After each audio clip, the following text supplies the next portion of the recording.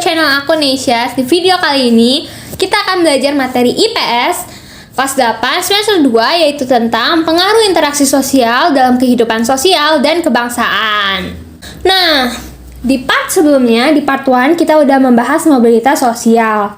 Di part 2 kita udah membahas pluralitas. Dan di part 3 atau video kali ini kita akan belajar konflik dan integrasi. Dalam konflik dan integrasi dalam kehidupan sosial itu ada dua ya guys. Yang pertama, konflik dalam kehidupan sosial.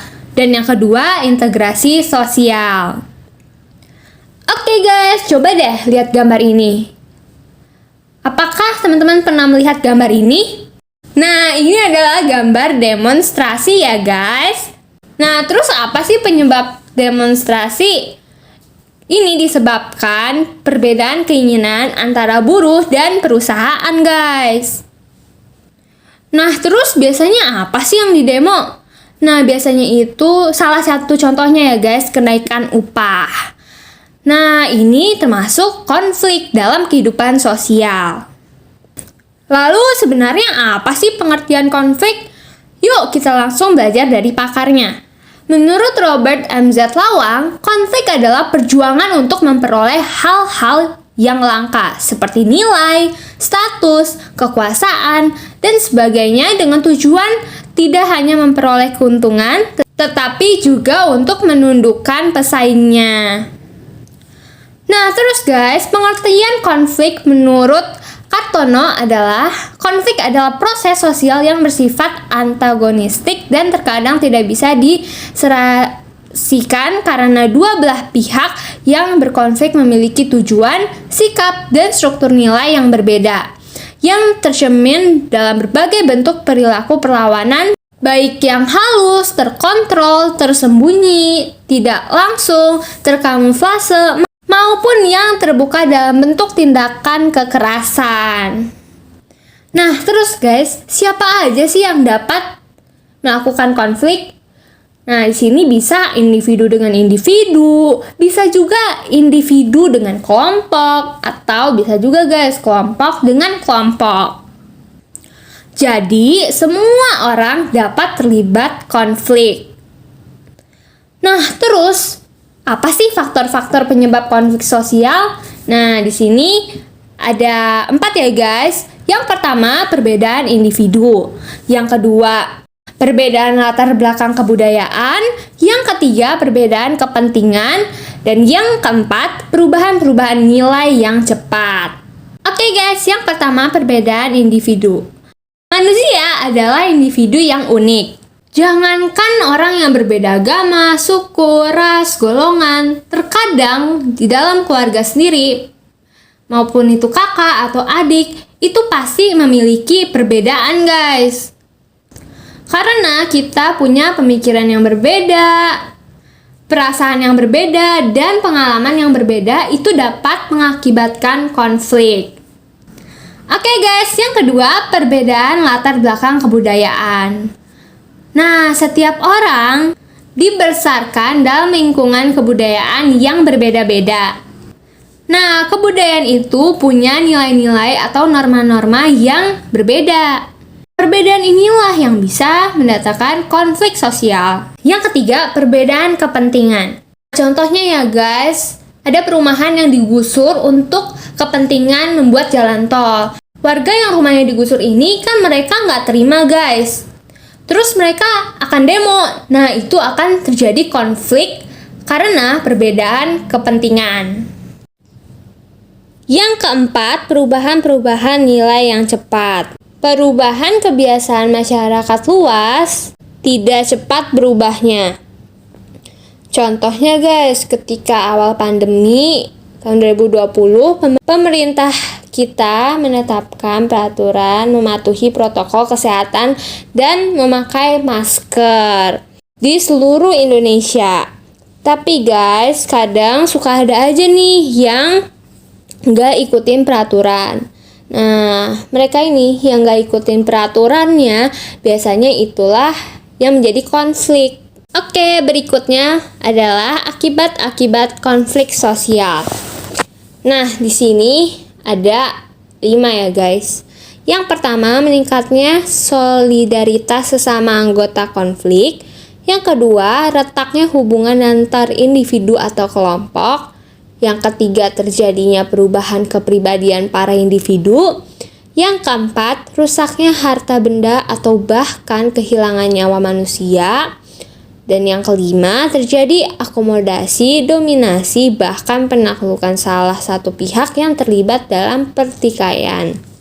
Oke, selanjutnya adalah cara menangani konflik. Yang pertama, menghindar. Jadi guys, kalau nggak mau ada konflik, ya udah kita menghindar aja. Yang kedua, memaksakan kehendak.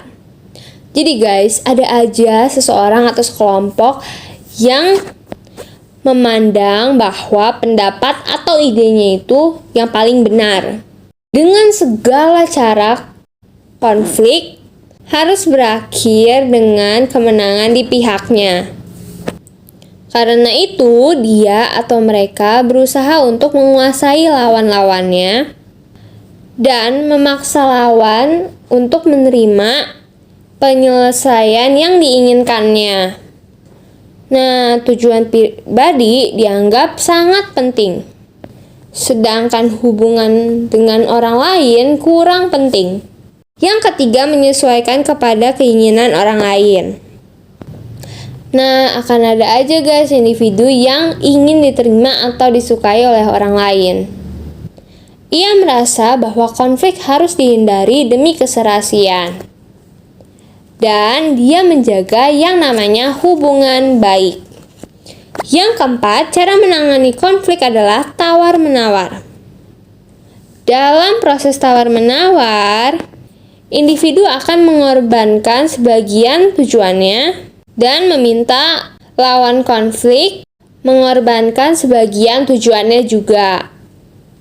Nah, yang terakhir guys, yang paling bagus nih, cara menangani konflik adalah dengan kolaborasi.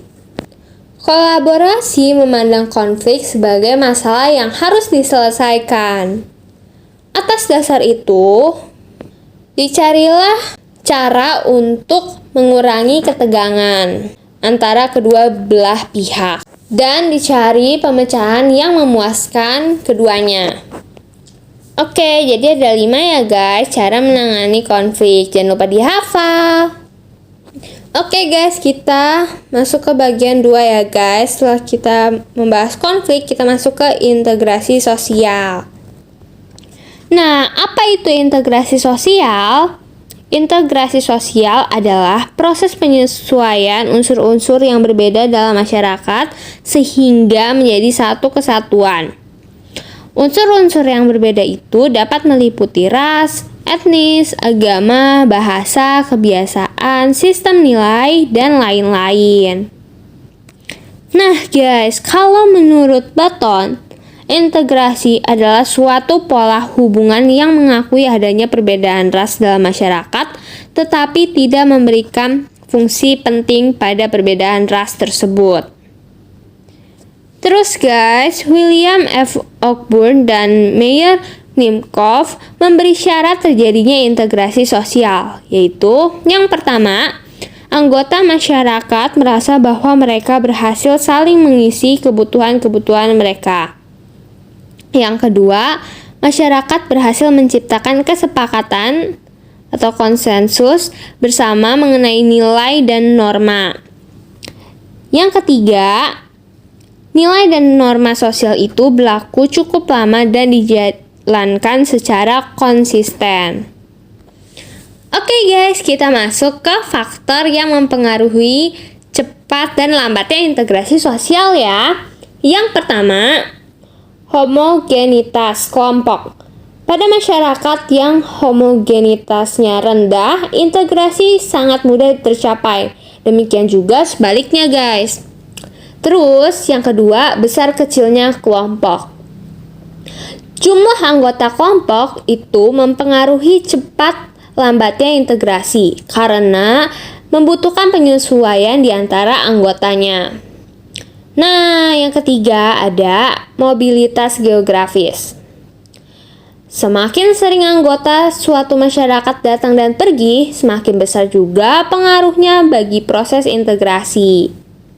Yang keempat guys, efektivitas komunikasi. Semakin efektif komunikasi, semakin cepat pula guys integrasi anggota-anggota masyarakat tercapai. Oke, kita masuk ke bentuk-bentuk integrasi sosial ya guys. Yang pertama, integrasi normatif. Nah, apa sih integrasi normatif? Ini merupakan integrasi yang terjadi akibat adanya norma-norma yang ada di masyarakat. Oke, kita masuk ke contoh ya guys. Contohnya itu, masyarakat Indonesia dipersatukan dengan semboyan Bhinneka Tunggal Ika. Oke guys, yang kedua, integrasi fungsional. Nah, integrasi ini yang terbentuk dari sebagai akibat adanya fungsi-fungsi tertentu dalam masyarakat. Contohnya guys, suku Bugis terkenalnya melaut. Terus ada juga Jawa terkenalnya bertani, dan Minang itu pandai berdagang. Terus guys, yang ketiga, integrasi koersif. Ini merupakan integrasi yang dilakukan secara paksaan. Oke, kita masuk ke proses integrasi dilakukan melalui dua hal.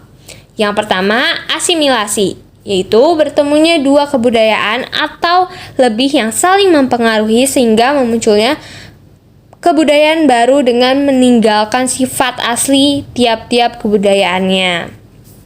Yang kedua, akulturasi merupakan proses sosial yang terjadi bila kelompok sosial dengan kebudayaan tertentu dihadapkan pada kebudayaan asing yang baru sehingga kebudayaan yang baru diserap dan diolah dalam kebudayaan sendiri tanpa meninggalkan sifat asli kebudayaan penerima.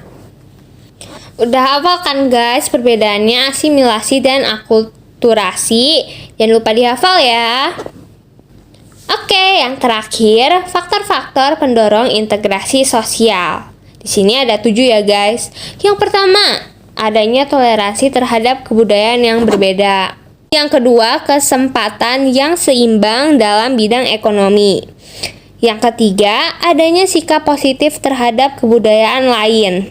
Yang keempat, adanya sikap terbuka dari golongan yang berkuasa. Yang kelima, adanya kesamaan dalam unsur-unsur kebudayaan. Yang keenam, adanya perkawinan campur atau amalgamasi. Yang ketujuh, adanya musuh bersama dari luar. Nah, ketujuh hal ini guys merupakan pendorong terjadinya integrasi sosial. Oke guys, jadi kesimpulannya adalah dalam kehidupan berbangsa dan bernegara, kita juga tidak dapat terhindar dari yang namanya konflik. Karena itulah, hendaknya konflik kita dikelola dengan baik sehingga tidak menimbulkan dampak yang merugikan.